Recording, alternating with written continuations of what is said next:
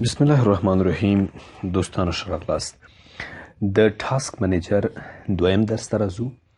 دلته سټارټ اپ ټاب دی. سټارټ اپ ټاب څه کوي؟ سټارټ اپ ټاب ملګرو دلته د ځینو پروګرامونو لیستونه موجود دي، نمونه موجود دي، لکه اډوب ریډر دی، ان اکروباټ منیجر ګوره انیبل دی، ګوګل اپډیټ کور دی انیبل دی، مایکروسافټ ون ډرایو ډیسیبل دی، اسکایپ ډیسیبل دی. دا نور پروګرامونه اکثره انیبل دي.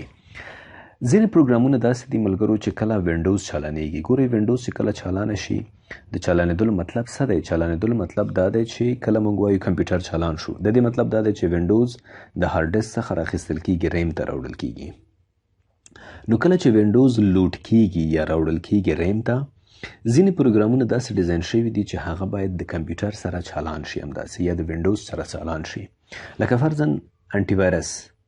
انټي وایرس که چیرته موږ او تاسې کمپیوټر کې استفاده کوو او زموږ د کمپیوټر فعالیت سم نه کړي، نو بیا په انټي وایرس باندې موږ څه کوو؟ یا فرضاً انټي وایرس موږ او تاسې دې خاطر انسټالوو چې څنګه وینډوز چالانه شي، متصل دا فعال شي. که موږ په دې وخت کې کمپیوټر ته فلش وراچوو، فلش دا وګوري، میموري وراچوو، میموري وګوري، یا انټرنیټ نه موږ استفاده کوو، باید انټي وایرس څنګه وي؟ اکټیو وي او فعال وي. همداسې سکایپ که موږ او تاسې وګورو، وینډوز چې چالانېږي دا ورسره اتومات ډول باندې چالانېږي، ځکه دا پروګرامونه داسې ډیزاین شوي دي چې د کمپیوټر د چالانېدو سره سم باید دوی څنګه شي؟ چالان شي. یعنې سټارټ په کوم حالت کې چالان شي؟ سټارټ اپ. سټارټ اپ څه ته ویل کېږي؟ د کمپیوټر چالانېدل. نو که چیرې دا پروګرامونه تاسو ته مزاحمت نه کوي نو ډیره ښه ده، یعنې د کمپیوټر سپیډ مو زیات وي، کمپیوټر مو قوي وي، نو دې پروګرامونو چلیدل ډیره ښه خبره ده، ځکه دا همدې دپاره ډیزاین شوي دي چې باید دوی د کمپیوټر په چالانېدو سره سم دوی چالان شي. خو که چیرته زموږ کمپیوټر سلو وي، ستونزه وي، یا دا پروګرامونه موږ باندې بد لګېږي، نه غواړو چې چالان شي، نو بیا موږ کولی شو دا څنګه کو؟ ډیسیبل کو. لکه ګوره سکایپ ما ډیسیبل کړی دی، که ښې کړو زه پرې وکړم بیرته انیبل کولی شم. نو اوس کله چې زما کمپیوټر چالانېږي سکایپ به ورسره اتومات چالانېږي، ځکه دلته ما انیبل کړی دی. بیا که موږ وایو چې ډیسیبل، دا به ډیسیبل شي. صحیح ده؟ دا پروګرامونه موږ انیبل او ډیسیبل کولی شو. یوزرز برخه ته که زه راشم، دلته موږ او تاسې څه لرو؟ دلته موږ او تاسې هغه یوزرز چې هغه کمپیوټر ته داخل شوي دي.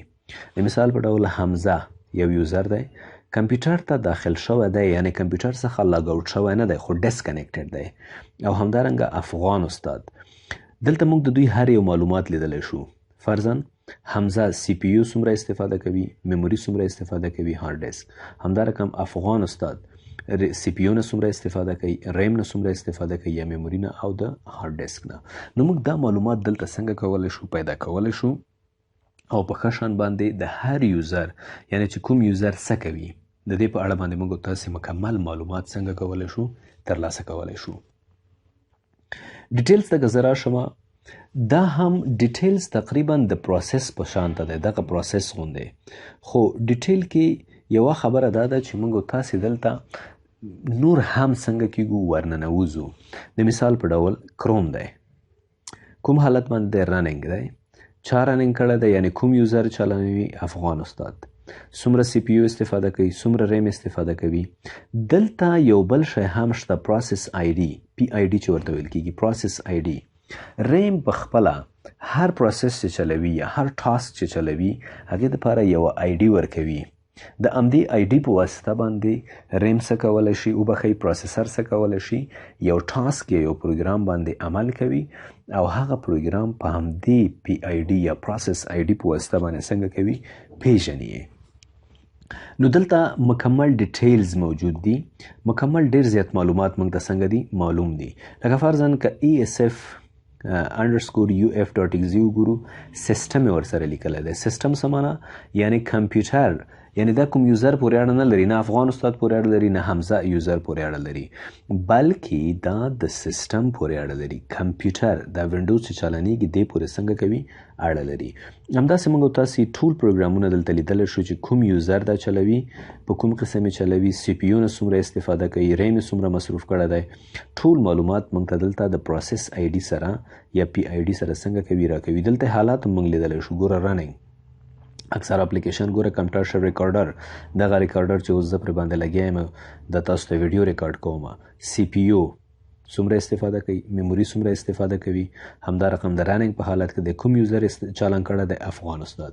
پروسس آی ډي څه ده، 2 سرویسز برخه ته که موږ راشو ملګرو، د سرویسز په برخه کې هم موږ تاسې ډېر زیات کار نه کوو، بلکې دا ځینې سرویسز دي چې ایکسپرټ لیول کسان، کوم کسان چې د کمپیوټر کې ډېر زیات ورننوتي وي، په کمپیوټر کې ډېر زیات کار کوي، هغوی دغه سرویسونو څخه څنګه کوي، اکثره انیبل او ډسیبل کوي.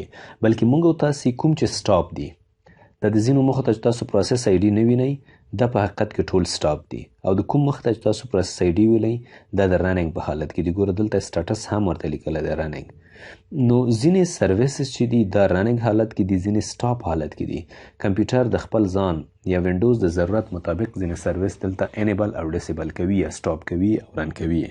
موږ تاسو چې کله مخ ته ولاړو د کمپیوټر په برخه کې اډمنسټریشن د کمپیوټر منور هم ډیر زیات زده که، نو بیا به په خپله ځینې سرویس وي چې موږ به راځو دلته به د خپل ضرورت مطابق انیبل کوو او ډسیبل کوو به. یعنې اوس وخت کې موږ پکې ګوتو نه وهو. انیبل او ډسیبل ډېر اسانه دی، ښي کلیک ورباندې وکړئ سټارټ، یا دې باندې ښي کلیک وکړئ سټاپ، صحیح دی. خو د ضرورت مطابق چې کله موږ ته وویل شي چې فرضاً دا پروګرام تاسو چلوئ یا دا کار تاسو په کمپیوټر کې کوئ، باید پنکای سرویس څنګه کوي، انیبل کوي. نو موږ بیا ځو هغه سرویس څنګه کوو، انیبل کوو. یا موږ ته وویل شو چې تاسو پلانکی سرویس څنګه کوي، ډسیبل کوي، موږ تاسې هغه څنګه کولی شو، ډسیبل کولی شو. دلته یو شی ما څخه هیر شو، یوزرز. دا 2 یوزرز دي. افغان استاد اکټیو یوزر دی، یعنی اوس زه لګیا یم په دې باندې کار کوم. دلته که ګوره زه سټارټ مینو ته راشم، تاسو وګورئ دلته په دې ساحه باندې زه کلیک وکړم، افغان استاد، یعنی افغان استاد یوزر اوس څنګه دی، کمپیوټر ته داخل شوی دی. حمزه پخوا داخل شوی خو اوس ډسکنیکټډ دی. ډسکنیکټډ څخه مطلب څه دی، یعنی اوس لاګین نه دی کمپیوټر ته، اکټیو نه دی، فعال نه دی. دې ځای نه هم موږ کولی شو دا ډسکنیکټ. ګوره په دې باندې ښي کلیک کوو، ورته وایو ساین آف، او دلته ورته وایو ساین آوټ یوزر. دا به په خپله د سرویس به ورو ورو کمیږي. کوم سرویسز چې دا استفاده کوي، ګوره 25 وي 22، دا به ورو ورو څنګه شي، کمې به شي، او بله اخره دا به د دې کمپیوټر څخه څنګه شي، لاګ آوټ به شي.